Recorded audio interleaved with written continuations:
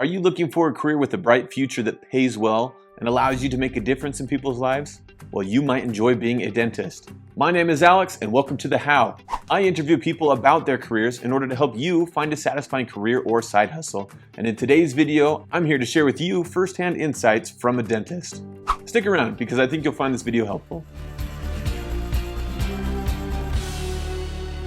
Today's video is going to be a little bit different from my normal routine.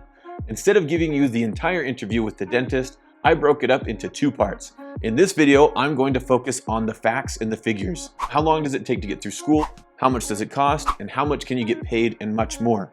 The follow-up video is going to focus more on the experiences of being a dentist. So keep an eye out for that if you're interested. So that you know, there are timestamps in the description of this video in order to help you find the specific parts that you are looking for, so feel free to use them. Let's get to it. Hi, I'm Lauren Shaw. I am a dentist. I have been practicing dentistry since 2016, so 4 years, and I love what I do. So a dentist, I would say, they're kind of part artist and then a part proceduralist. I know it's a big word, but you do a lot of procedures every day, or your degree is Doctor of Dental Surgery, so you're kind of like a microsurgeon on teeth. So whether you're drilling holes in teeth to get rid of the mushy cavity, or you're preparing a tooth, meaning you're like taking a drill and going 360 degrees around it to make it smaller so you can fit a crown on it or a cap on it, which people will say, you do that. You're matching shade, you're shaping teeth, you're shaping the filling to look like the tooth that was previously there. But you're also an educator. You have to work on telling people and parents how to do oral hygiene, how to floss, how to eat the proper things. So I think you're a lot of things. You're a leader, you're an artist, you're a proceduralist, you're a surgeon, and you're an educator. So you're gonna do the same schooling, except the orthodontists do extra residency, so it's either 2 to 3 years, and orthodontists just do braces. And they can give guidance, like if someone has, a severe overbite or underbite, they may recommend, hey, you need to see an oral surgeon and have jaw surgery because braces aren't gonna correct this alone.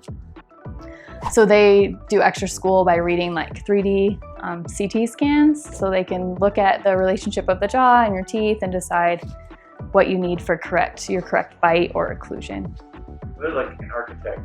Pretty much. Mm-hmm. Okay. There's a lot of programs that help them do their job now, which is really nice and helps them double check, but they do learn a lot of that in residency. So in the US, you need to finish high school, go to undergraduate degree, so you get a bachelor's in something, so 4 years of college. There are certain prerequisite classes you have to take to apply to dental schools, like organic chemistry, biology, sometimes microbiology. There's certain requirements. So if you do want to be a dentist and go to college, you need to make sure you look at what the dental school you want to get in, or multiple dental schools you want to get in, and what they require. But 4 years, and then after undergraduate, if you get accepted, you do have to take a DAT. It's kind of like the MCAT, so an entrance exam to get into dental school as well. And then once you get into dental school, it is 4 years more. So the first 2 years of dental school, you're pretty much in lecture from 8 to 5, and then you have to study after class, probably till midnight. And then the second 2 years of dental school, you generally have clinic for half a day, and then lecture for half a day, and then still exams. And then fourth year of dental school, you're pretty much in clinic from 8 to 5, but you still have exams. And then there's boards to get your license. So patient and boards and written boards. Those are tests. Mm-hmm. So that's 8 years total of college, and then you are an actual dentist. And then some states do require you do like a 1 year hospital residency. Some don't. There's how you get your license and what it requires is by state. So there's no national process yet for that.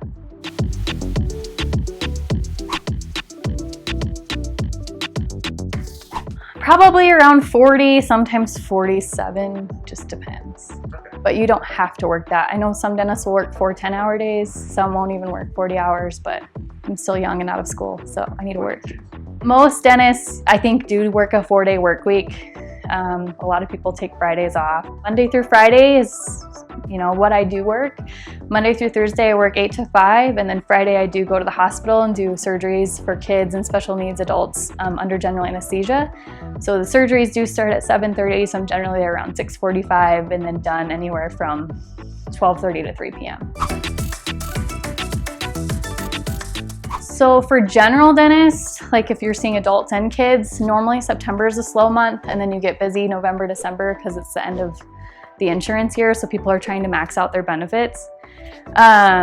Summer too, I think with kids and college students being home, you're busier. But most of the time, you're pretty busy throughout the year. I don't think there's ever a time where you're really hurting, unless it's a pandemic. But no, otherwise, I think it's great. And then with me, like I am going to be an owner and be I have partners, so I'm not going to be sole owner, but partnered. So that does allow me to have flexibility in my schedule. So if I want to take off to go to my daughter's daycare, I can take off early. If I want to take 2 weeks and go back to Iowa to see my family for Christmas, I can do that. So I don't have limited vacation time. I can kind of set my own schedule. So out of school, probably $150,000 a year. If you're working for someone, I think, the more experience you get, it depends what procedures you're doing. But if you're a private practice owner, I think some dentists can make $450,000 a year if they really wanted, but that's working really hard. If you're an oral surgeon, average salary is $400,000 a year. So it just depends what you're in. Same with orthodontists, they tend to make more, but you generally have to be like first, second, third in your dental school graduating class if you want to be an orthodontist.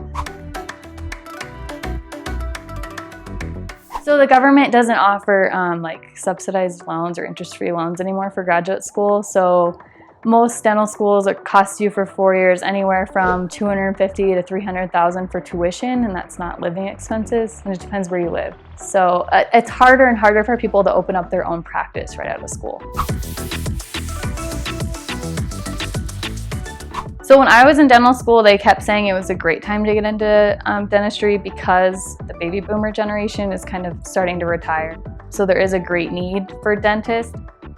And then also as the population ages, they do tend to need more dental health care. So we have a large aging population.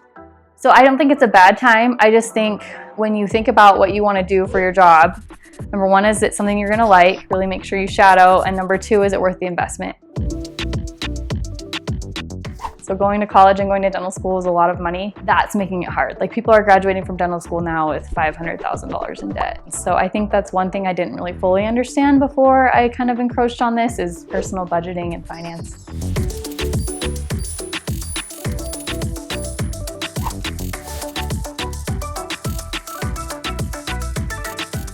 Depends on your lifestyle. My husband and I bought a fixer-upper house and are paying my loans more aggressively and not buying like fancy cars and things like that. But then there's other dentists that want to live a certain lifestyle and are kind of putting those loans on like a 15 to 20 year plan versus a 5 to 10 year plan. If you would like additional help determining if you would enjoy being a dentist or not, I would suggest evaluating Lauren's personality type and comparing it to your own. If you haven't already taken the personality quiz in order to find out your personality type, a previous video of mine can help you get the most out of that quiz. Please let me know if you liked the format of this video. Should I continue to separate the interviews into just the facts and just the experiences? Leave a comment below and let me know what you think. Consider subscribing, that way you can stay up to speed on the latest videos to help you find a satisfying career or side hustle. Thanks for watching.